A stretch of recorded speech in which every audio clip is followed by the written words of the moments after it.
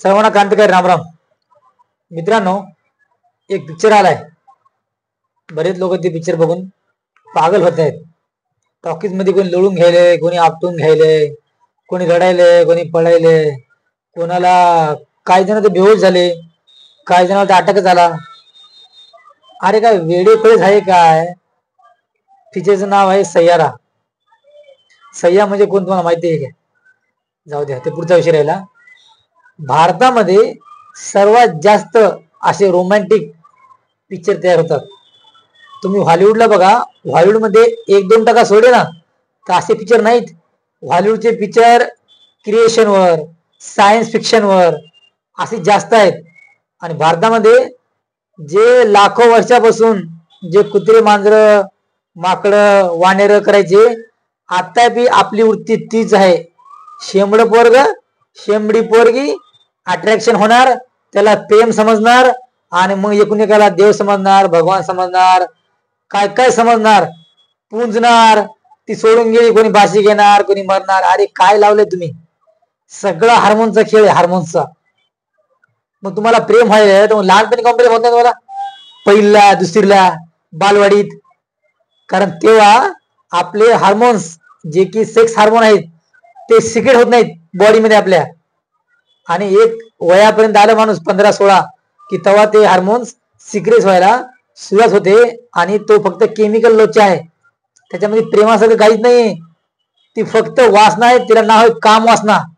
आणि ती प्रत्येक प्राण्याला असती, माणसामध्ये काही नवीन नाही. पण माणसामध्ये एक नवीन अशी आहे की माणसाच्या डोक्यामध्ये 365 दिवस असते, पण बाकीच्या प्राण्यामध्ये काही काळ असतो. जरा सुधरा, ध्यानावर या. आपण प्राणी नाहीत, आपण युवा आहोत, युवा तरुण माणसं आहोत, माणसं.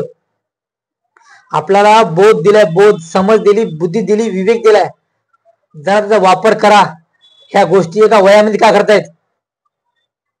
आणि आपण स्वतःला देशाचे खंदे समर्थक आणि हिरो समजतो. आपल्याला हिरो माहिती आहेत का? Real life hero. आपल्याला भगतसिंग माहित नाहीत, आपल्याला रामप्रसाद बिस्मिल माहित नाही. आपल्याला काय माहित आहे? आपल्याला पृथ्वीचा वडेदार माहित नाही, आपल्याला कल्पना दत्त माहित नाही. आपल्याला माहिती काय? हे शेंबडे हिरो हिरो. अरे ते गेले केवढं कमवून, तुम्ही बसा रडत तिथंच बोंबलत. त्यांनी कोटीने कमवले, त्यांनी पिक्चर मध्ये एन्जॉय पण केलाय, तुम्ही पाहिला पण असं मस्तपैकी. तुम्ही बसा बोंबलत तिथंच. तुम्हाला असे काही नाव नाव सांगतो, रिअल लाईफ हिरो आहेत ते. तुम्ही त्यांचं नाव पण ऐकलं नसेल. तुम्ही शीतल देवी ऐकलं? शीतल देवी, दोन्ही हात नाही त्या मुलीला, दोन्ही हात. तिनं भारतासाठी ऑलिम्पिकला पायाने तिरंदाजी करून ब्रॉन्झ मेडल मारलंय. माहिती आहे का तुम्हाला? तिला अर्जुन अवॉर्ड आहे. तुम्हाला रवी दहिया माहिती आहे का? गेल्या मागच्या वेळेस तुम्ही आलो पाहिलं काय? कुस्तीमध्ये ब्रॉन्झ मेडल आहे.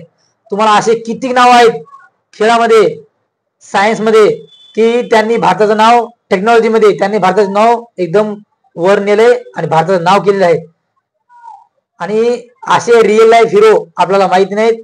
आपल्याला माहित रील खोटे हिरो, रिअल लाईफ हिरो जे की असा जॅकेट ऑफ जॅकेट, केस वाढवलेले, हातामध्ये सिगरेट, एक ढुंगाखाली गाडी, बस पोरी दिवाण्या.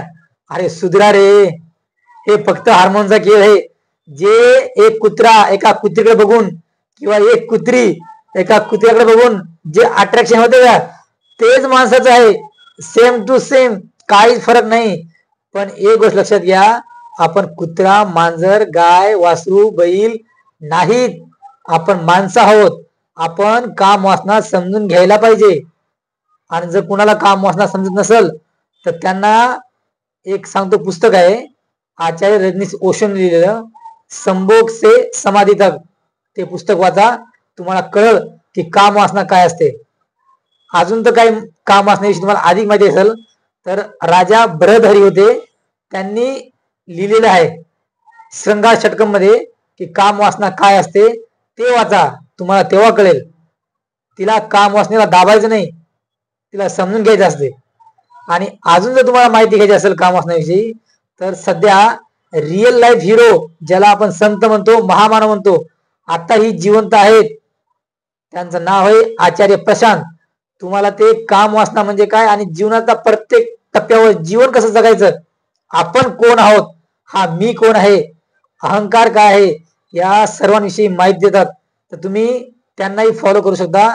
आणि जर तुम्हाला करायचं नसेल तर त्यांचं एक पुस्तक पण आहे, सेपरेट पुस्तक आहे, पुस्तकाचं नावाचे काम वासना. तर ते पुस्तक तुम्ही घेऊ शकता आणि काम वासना शिकू शकता. काम वासना असं काही एकदम असा रॉकेट सायन्स वाला विषय नाही, एकदम सिंपल आहे, जे की प्रत्येक प्राण्याला असते आणि माणसालाही आहे. पण तिला दाबायचं नसतं किंवा तिला असं टॉकीज मध्ये बसून उड्या मारायचं नसतं, काहीच नाही संबंध. तुम्ही जे टॉकीज मध्ये घाणेरडे चाळे केले तर त्याचा संबंध सरळ सरळ तुमच्या केमिकल लोच्याशी आहे, तुमच्या हार्मोन्सशी आहे, जे की प्रत्येकामध्ये आहेत.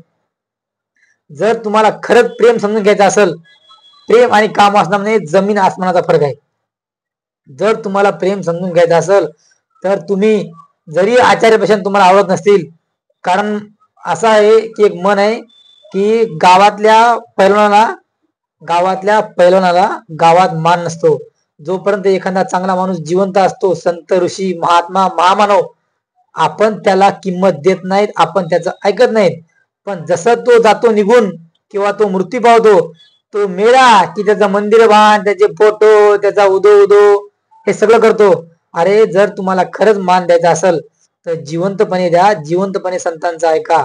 आणि जर तुम्हाला जिवंत संतांचं ऐकायचं नसेल तर असे हजारो संत आहेत की गेल्यानंतरही त्यांनी आपल्यासाठी प्रेमरूपी वस्तू ग्रंथ लिहून ठेवलेले आहेत. उदाहरण तुम्हाला सांगतो, जसं संत तुकाराम महाराज यांनी आपल्याला तुकाराम गाथा लिहून ठेवली आहे. गाथा वाचा, तुम्हाला काम वासना प्रेम सगळ्या गोष्टींची क्लिअर होतील. तुम्हाला गाथा कळत नसेल तर माऊलींची ज्ञानेश्वरी आहे, तुम्ही ज्ञानेश्वरी घरला घेऊन या, तुम्हाला ज्ञानेश्वरी शिकवेल, सर्व शिकवेल. प्रेम, बोध, समज, तुमचा अहंकार, तुमचा गर्व, सर्व काही समजा शिकवेल ज्ञानेश्वरी. जर तुम्हाला ज्ञानेश्वरी वाचत नसेल तर तुम्ही भगवद्गीता घरला घेऊन या. जर भगवद्गीता वाचत नसेल तर मरा, मग तुम्हाला सुधारायचंच नाही. कारण एवढे चांगले चांगले ग्रंथ आपल्यामध्ये असताना तसे उपनिषद सुद्धा आहेत, तुम्ही उपनिषद वाचू शकता. तुम्हाला उपनिषद वाचायचे नसतील तर तुमच्या आपल्या भारतामध्ये असे काही लेखक होऊन गेले जे की आध्यात्मिक लेखक आहेत, त्यांचे पण भरपूर पुस्तक आहेत, तुम्ही ते पुस्तक वाचू शकता. जसं आचार्य रजनीश ओशो असतील, जिद्दू कृष्णमूर्ती असतील, जसे आचार्य प्रशांत आहेत, असे भरपूर लेखक आहेत की त्यांनी चांगले चांगले पुस्तकं ग्रंथ लिहिले. त्यांचं तुम्ही वाचन करा, तुम्हाला ते मस्ट आहे. तेव्हाच तुम्हाला देशभक्ती, देशप्रेम ह्या गोष्टी समजतील. अशा समजणार नाहीत की आम्ही बसलो झोपलो, आम्हाला साक्षात्कार आमच्या स्वप्नामध्ये आलं, अशानं होणार नाही. तुम्हाला खरंच जर देशप्रेम शिकायचं असेल, जीवनाचा उद्धार करून घ्यायचा असेल तर आताच संत साहित्य घरला घेऊन या. आणि जर तुम्हाला काहीच समजत नसेल तर तुम्हाला सांगतो, असे एक संत आहेत 2 संत भारतातल्या मातीमधले की ते हिरे आहेत, हिरे. आणि त्यांनी आपल्या भाषेमध्ये बोलून मराठीमध्ये गाण्याच्या भजनाच्या रूपांमध्ये आपल्याला अध्यात्म शिकवलेलं आहे.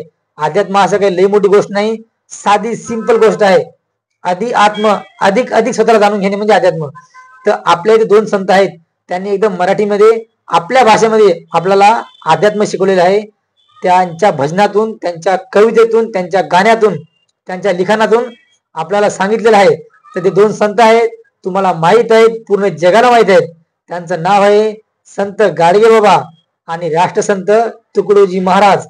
तुम्हाला गाडगे महाराजांचं भजन हे ऑनलाईन युट्यूबला पण भेटेल आणि संत तुकडोजी महाराजांचं पूर्ण भजन संकला आणि गाणे हे पण युट्यूबला आहेत. तुम्ही ते ऐका, तुमच्या पायाखालची जमीन सरकेल. की काही वर्षापूर्वी, 30-40 वर्षापूर्वी आपल्याला या संतांनी बरंच काही सांगून गेलेले आहेत आणि ते आताही लागू होते. ते तुम्ही वाचन जर करत नसेल तर तुम्ही त्यांचं भजन किंवा गाणे ऐकू शकता, आता सुद्धा आहेत. अजूनही वेळ गेलेली नाही, जरा चांगल्या पिक्चरला वर करा, उचला. जसं महात्मा फुले पिक्चर आलता, कोणी पाहायला गेलं नाही, शोकांतिका आहे. आणि सह्याद्रीला लाईन लागली, हे शेंबडे पोरं आणि शेंबड्या पोरींची. अरे जरा चांगल्या कंटेंटला, चांगल्या पिक्चरला व्हॅल्यू द्या, त्यांना किंमत द्या. नाहीतर हा सह्यारा जेव्हा आपल्या घरापर्यंत येईल ना, आपल्या बहिणीपर्यंत, आपल्या भावापर्यंत, तेव्हा तुम्हाला कळेल की आपण कोणत्या गोष्टीला भाव देतोय. विचार करा. धन्यवाद.